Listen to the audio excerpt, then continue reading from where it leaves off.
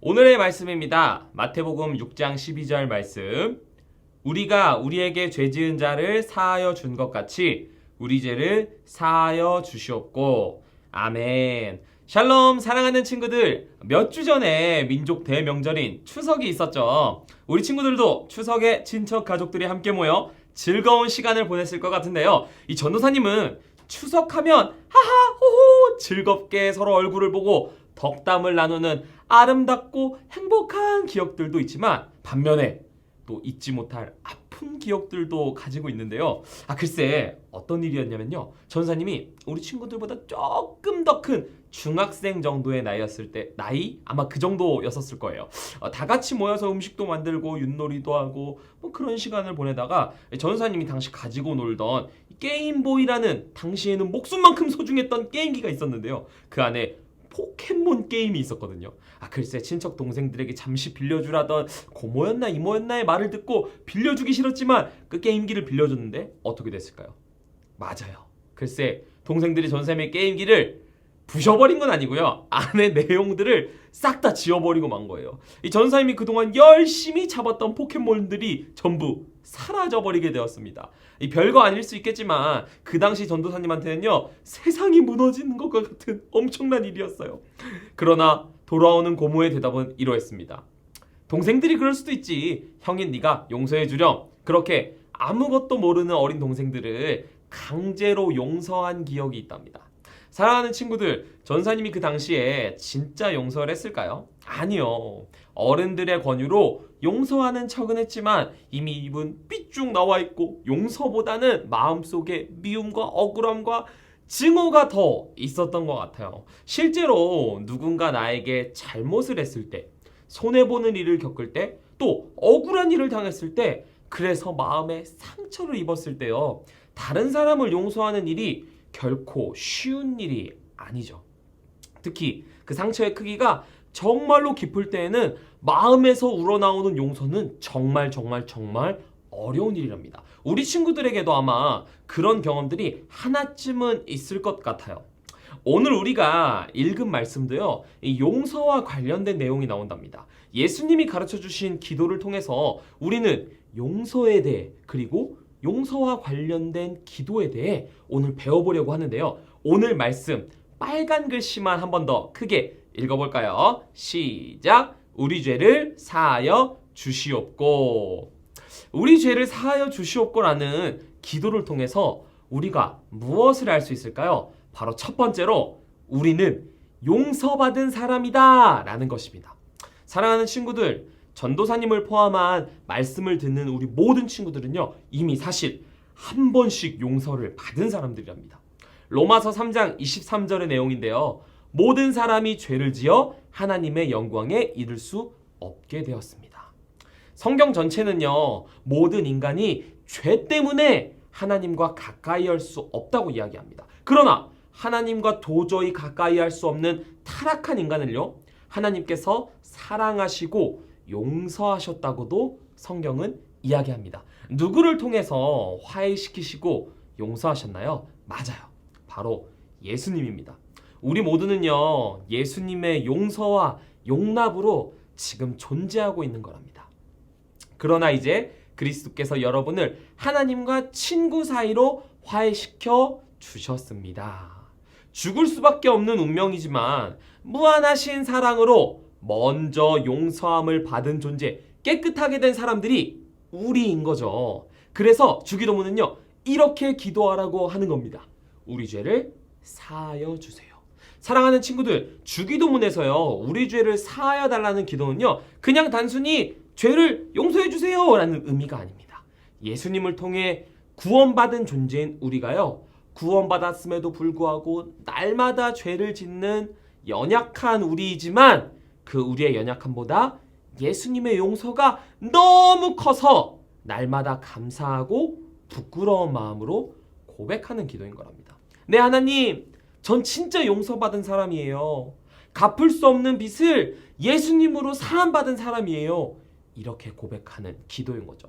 그래서요, 하나님과 관계를 화해시켜 주신 그 예수님의 은혜가 너무너무 커서 날마다 하나님께 용서를 구하는 겁니다. 더러워져서 두 번 다시는 깨끗하게 될 수 없었던 내가 예수님 때문에 새로운 생명을 얻은 것.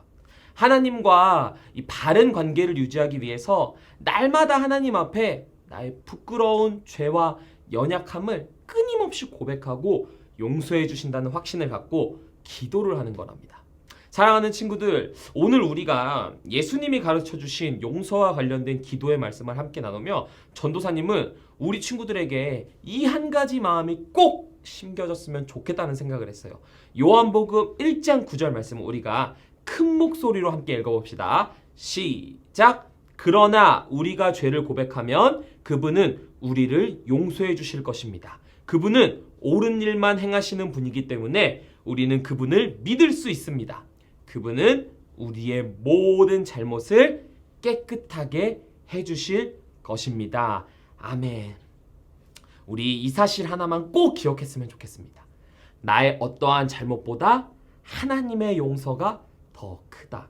한 번 더요. 나의 어떠한 잘못보다 하나님의 용서가 더 크다.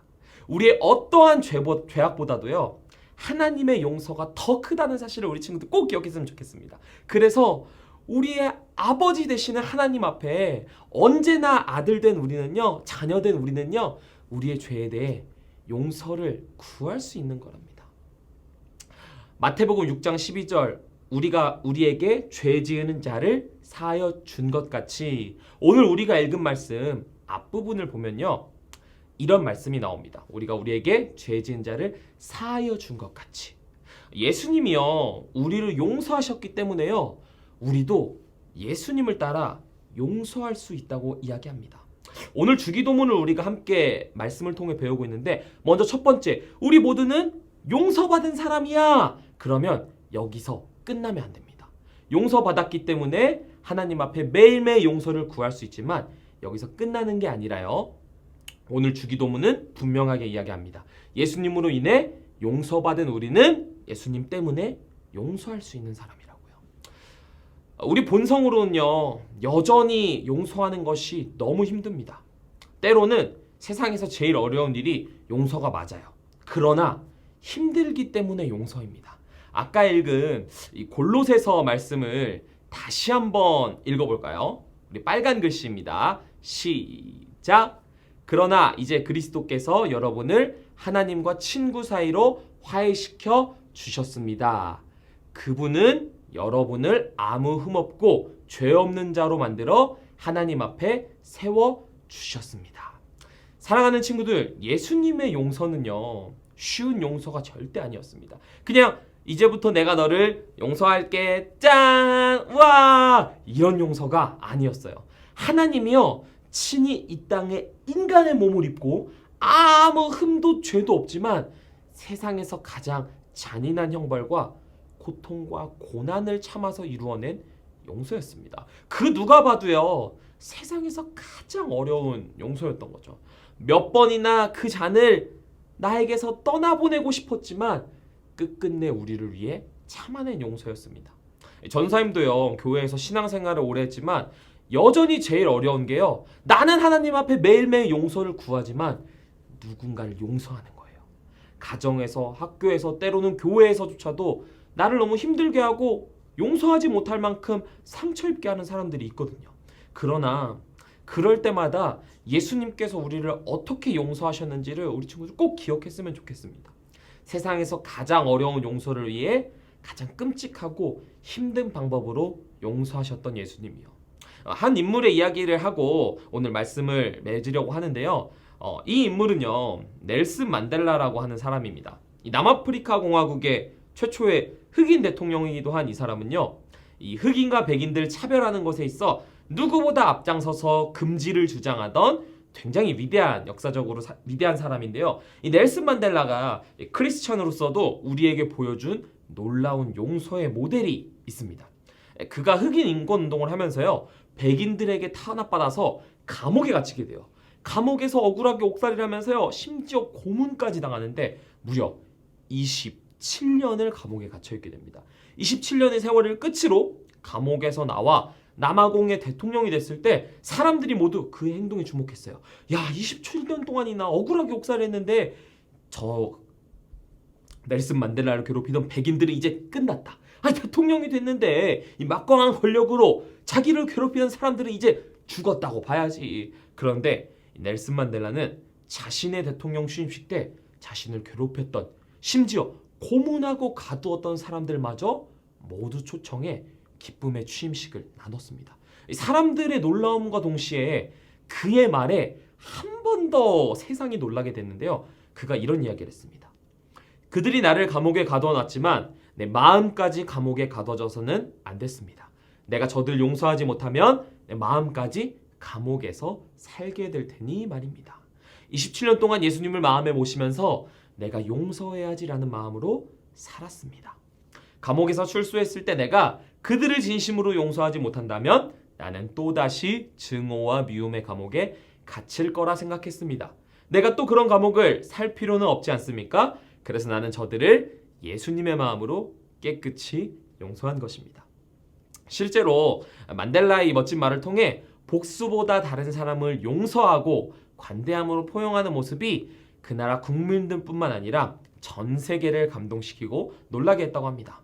사랑하는 친구들, 용서는요 세상에서 가장 어려운 일입니다. 그러나 세상에서 가장 값지고 신기한 일입니다. 우리가 주기도문요 주문 외우듯이 외우는 게 아니라 오늘날 우리에게 죄 지은 자를 사하여 준 것 같이 우리 죄를 사하여 주시옵고, 이 짧은 문장을 하나님 앞에 기도할 때 두 가지를 마음에 꼭꼭꼭 기억하며 기도했으면 좋겠습니다. 첫째로, 나는 진짜 예수님의 놀라운 사랑으로 용서받은 사람이다. 꼭 기억했으면 좋겠어요. 우리가 하나님 앞에 매일 용서를 구할 수 있는 이유, 하나님께서 우리를 먼저 용서하셨기 때문에요. 어떻게 용서하셨나요? 가장 말도 안 되는 십자가에서 죽는 방법으로요. 그래서요, 우리 사랑하는 친구들은요, 매일매일 언제든지 하나님의 용서가 우리의 잘못보다 더 크기 때문에 아버지 되시는 하나님 앞에 하나님 나의 죄를 용서해 주세요 언제든지 기도할 수 있는 친구들이 됐으면 좋겠어요. 둘째로요, 용서받은 것에서만 끝나지 않고요, 예수님 때문에 용서할 수 있는 사람이구나 꼭 기억했으면 좋겠습니다. 정말 용서할 수 없는 내 생각과 내 마음을 따라 용서하는 게 아니라요, 내가 하나님 앞에 잘못했어요 라고 해서 받은 그 용서를 기억하며 예수님 때문에 용서할 수 있는, 예수님이 용서하셨듯이 용서하는 우리 친구들 되기를 너무너무 축복합니다. 우리 기도하겠습니다. 하나님, 우리 사랑하는 친구들, 먼저는 내가 하나님 앞에 용서받은 사람인 것을 기억하며 매일매일 우리의 잘못, 우리의 연약함이 너무나도 싫고 잔인하고 참혹하지만 그 모든 우리의 잘못과 죄악보다 하나님의 용서가 더 큰 사실을 기억하고 하나님 앞에 잘못을 구하고 용서를 구하는 친구들 되길 소망합니다. 그리고 거기에서만 끝나는 것이 아니라 내가 용서받았듯이 나도 다른 사람을 기꺼이 용서할 수 있는 우리 친구들 될 수 있도록 하나님 함께하여 주세요. 이 모든 말씀 예수님의 이름으로 기도드립니다. 아멘. 함께 주기도문 하도록 하겠습니다. 하늘에 계신 우리 아버지여, 이름이 거룩히 여김을 받으시오며 나라에 임하옵시며 뜻이 하늘에서 이룬 것 같이 땅에서도 이루어지이다. 오늘날 우리에게 일용할 양식을 주옵시고 우리가 우리에게 죄 지은 자를 사하여 준 것 같이 우리 죄를 사하여 주옵시고 우리를 시험에 들게 하지 마옵시고 다만 악에서 구하옵소서. 대개의 나라와 권세와 영광이 아버지께 영원히 있사옵나이다. 아멘.